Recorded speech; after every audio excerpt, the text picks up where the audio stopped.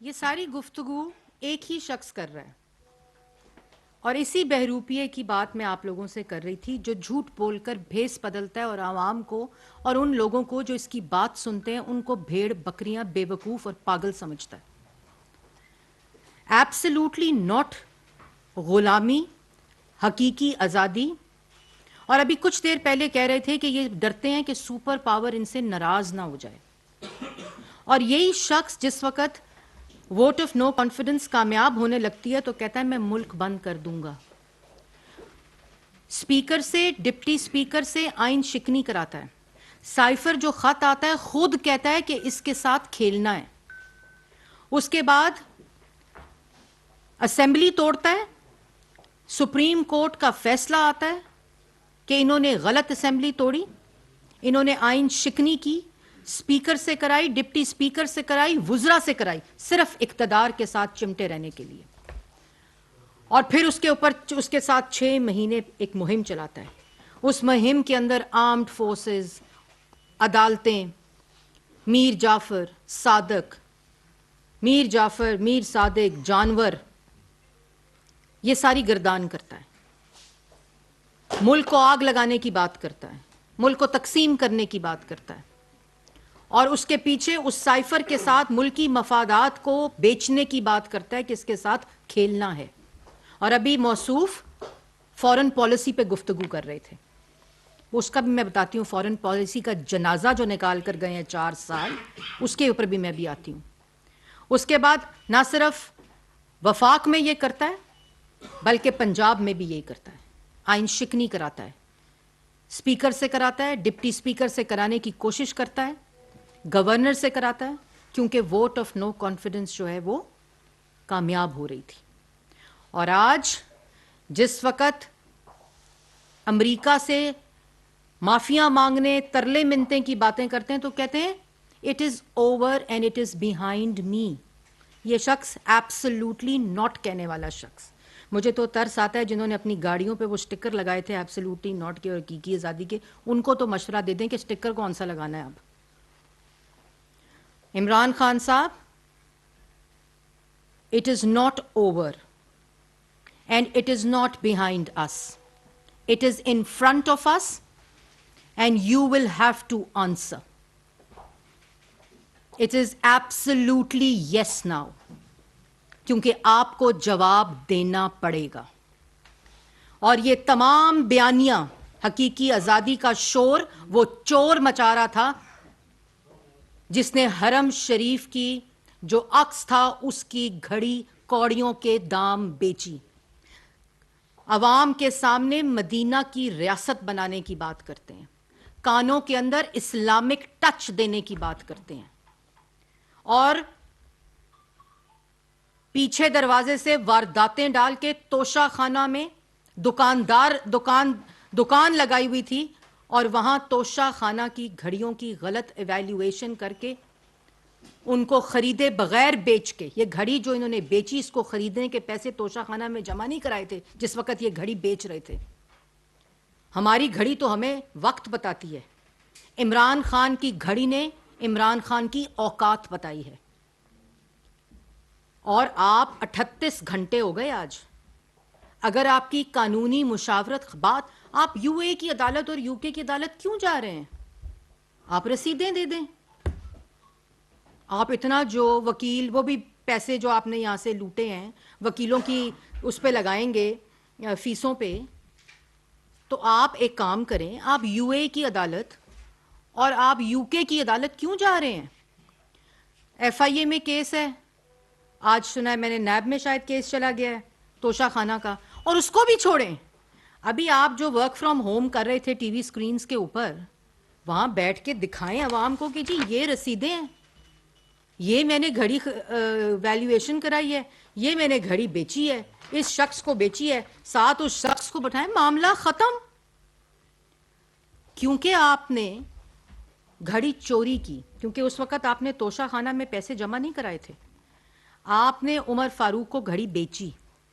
आपके हैंडलर्स ने, जिनका नाम शहजाद अकबर साहब है और फरा गोगी साहिबा है, वो घड़ी लेकर गए, उन्होंने वहाँ उसका सौदा किया, वहां निगोशिएशन की, उसके बाद वो जो घड़ी की मालियत के पैसे जो निगोशिएट हुए आपके हैंडलर्स ने किए, उसको आप कैश की सूरत में चार्टर्ड प्लेन के जरिए पाकिस्तान मनी लॉन्डर करके आए थे, बिल्कुल उसी तरह जिस तरह आपने चंदे के पैसे मनी लॉन्डर किए फॉरेन फंडिंग के जरिए, जिसका आपने आज तक जवाब नहीं दिया। अपने पे इल्जाम लगे तो कहते हो मैं यूएई और यूके जाऊंगा, दूसरों पे झूठे इल्जाम लगाकर उनको सजाए मौत की चक्कियों में रखा, और आज जो तबसरा कर रहे थे चोर चोर का, तो 4 साल आपकी हुकूमत थी, आपने इन सबको जेलों में डाला था।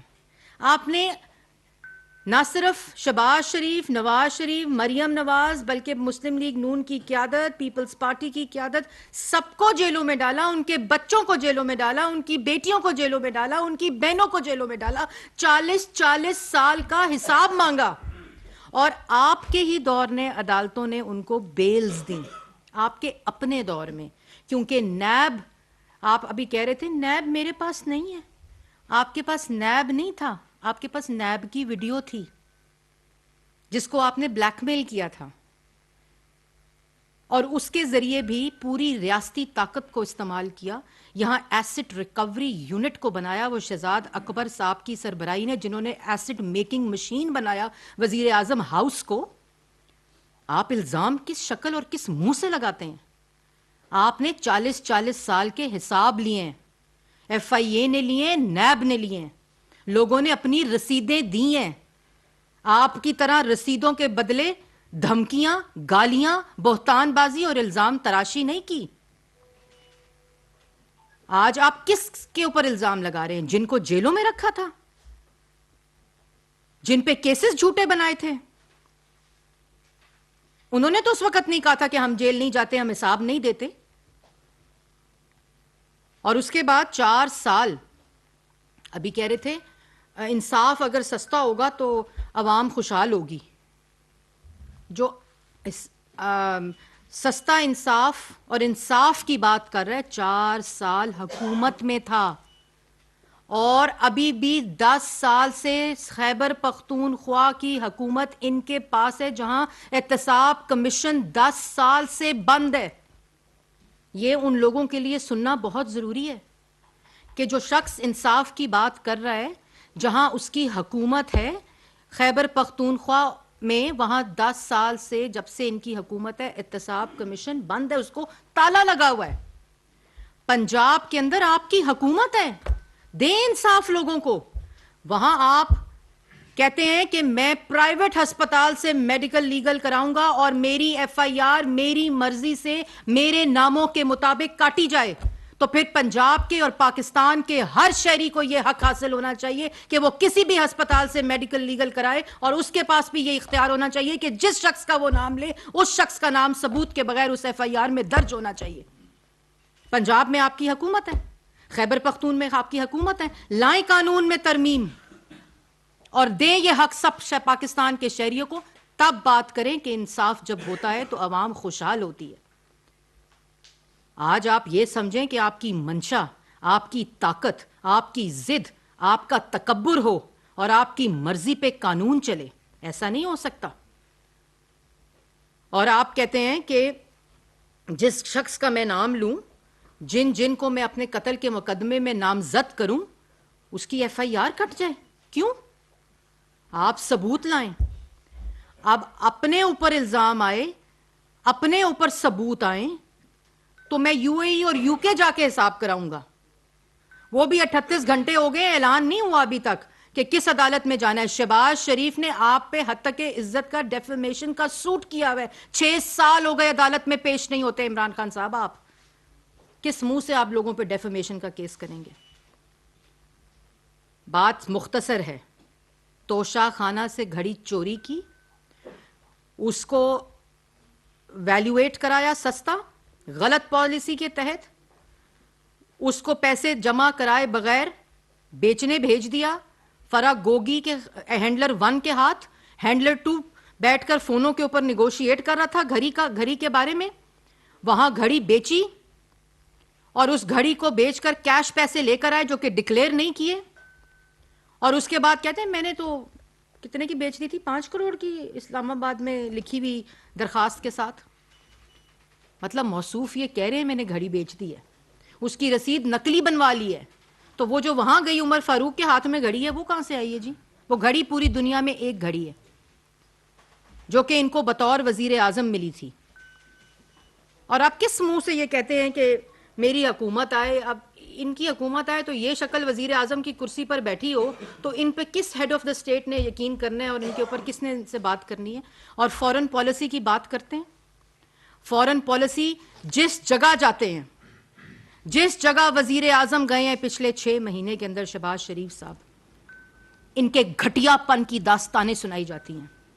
ये जो घड़ी चोरी की दास्तान है, इससे मजीद घटिया बातें सुनाई जाती हैं।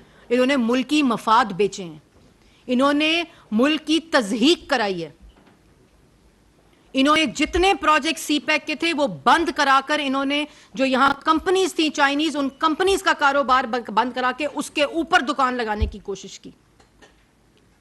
इन्होंने टर्की के, यूएई के जितने फॉरेन इन्वेस्टमेंट यहां आई हुई थी वो तमाम 4 साल बंद रही है, जिसकी वजह से जो इकोनॉमी की, अभी मौसूफ फरमा रहे थे कि किसान के बारे में, क्रशिंग के बारे में बात कर रहे थे, तो सुनने वालों को यह बता दूं कि क्रशिंग सूबाई मसला है।